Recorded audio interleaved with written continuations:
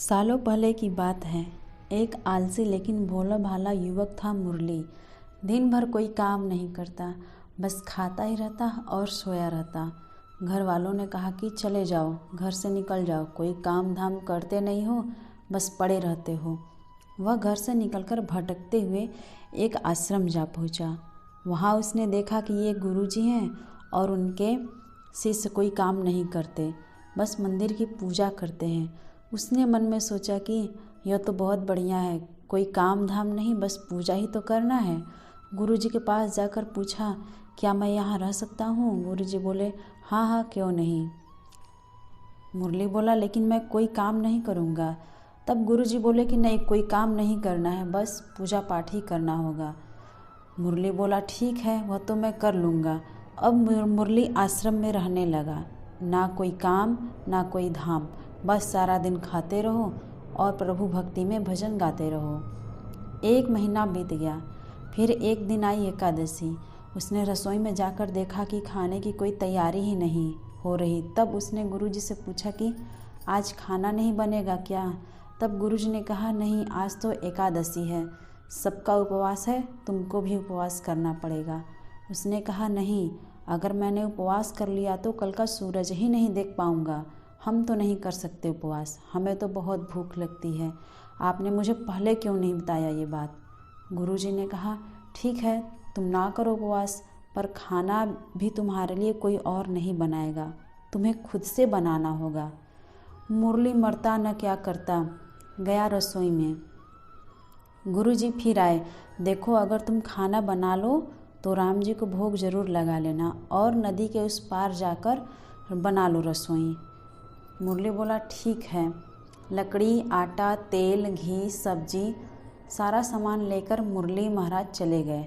जैसे तैसे खाना भी बनाया। खाने लगा तो याद आया कि गुरुजी ने कहा था कि राम जी को भोग लगाना है। उसने राम जी को बुलाने के लिए भजन गाना शुरू कर दिया और बोला, आओ मेरे राम जी भोग लगाओ जी, प्रभु राम आइए, श्री राम आइए, मेरे भोजन का भोग लगा जाइए। कोई न आया तो वह बेचैन हो गया कि यहाँ तो भूख लग रही है और राम जी आ नहीं रहे। फिर उसने कहा, देखो प्रभु राम जी, मैं समझ गया कि आप क्यों नहीं आ रहे हैं। मैंने रूखा सूखा बनाया है और आपको तो तरमाल खाने की आदत है, इसलिए नहीं आ रहे हैं।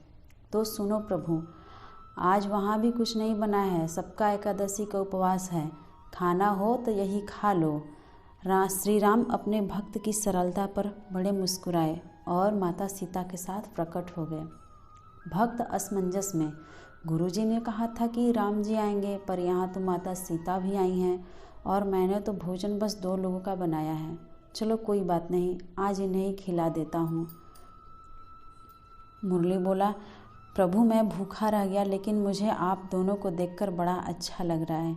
लेकिन अगली एकादशी पर ऐसा ना करना, पहले बता देना कि कितने जन आ रहे हो, और हाँ, थोड़ा जल्दी आ जाना। राम जी उसकी बात पर बड़े मुदित हुए, प्रसाद ग्रहण करके चले गए। अगली एकादशी तक यह भोला भाला मुरली सब कुछ भूल गया।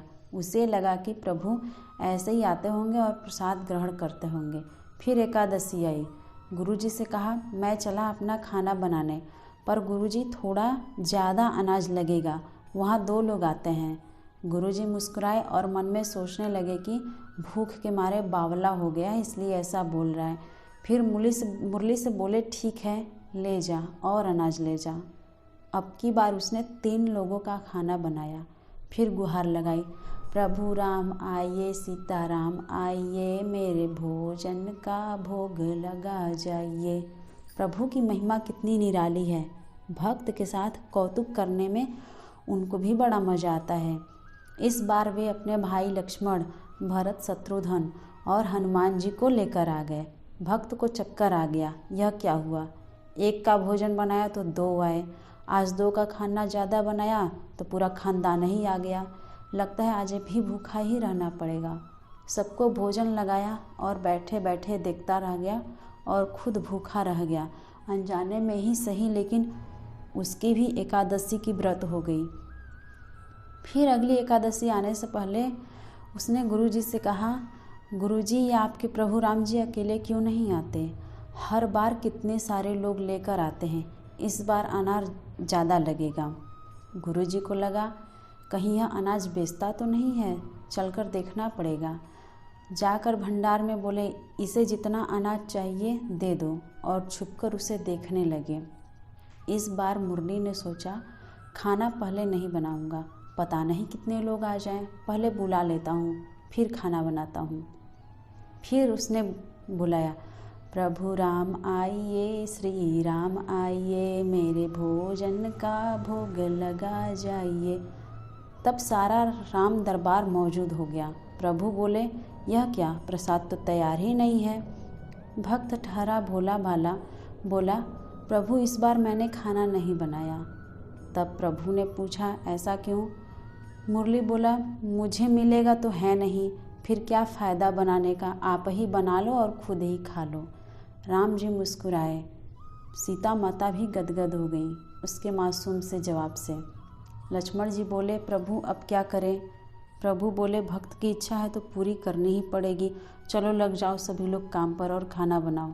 लक्ष्मण जी ने लकड़ी उठाई, माता सीता आटा गूँथने लगी। भक्त मुरली एक तरफ बैठकर देखता रहा। माता सीता रसोई बना रही थी तो कई ऋषि मुनि व यक्ष गंधर्व सभी प्रसाद लेने आने लगे। इधर गुरुजी ने देखा कि खाना तो बना नहीं, भक्त एक कोने में बैठा है। पूछा, बेटा क्या बात है, खाना क्यों नहीं बनाया? मुरली बोला, अच्छा किया गुरुजी आप आ गए, देखिए कितने लोग आते हैं प्रभु जी के साथ। गुरुजी बोले, मुझे तो कुछ दिख नहीं रहा तुम्हारे और अनाज के सिवा।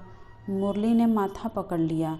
एक तो इतनी मेहनत करवाते हैं प्रभु, भूखा भी रखते हैं, और ऊपर से गुरुजी को दिख भी नहीं रहे, यह और बड़ी मुसीबत है। प्रभु से कहा, प्रभु आप गुरुजी को क्यों नहीं दिख रहे हैं? प्रभु बोले, मैं उन्हें नहीं दिख सकता मुरली।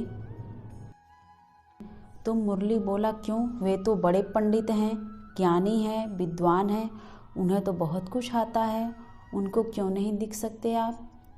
प्रभु श्री राम बोले, माना कि उनको सब आता है, पर वे सरल नहीं है तुम्हारी तरह, इसलिए उनको नहीं दिख सकता मैं। मुरली ने गुरुजी से कहा, गुरुजी प्रभु कह रहे हैं कि आप सरल नहीं हैं, इसलिए वो आपको नहीं दिखेंगे। गुरुजी रोने लगे और कहने लगे कि वाकई मैंने सब कुछ पाया, पर सरलता नहीं पा सका तुम्हारी तरह, और प्रभु तो मन की सरलता से ही मिलते हैं।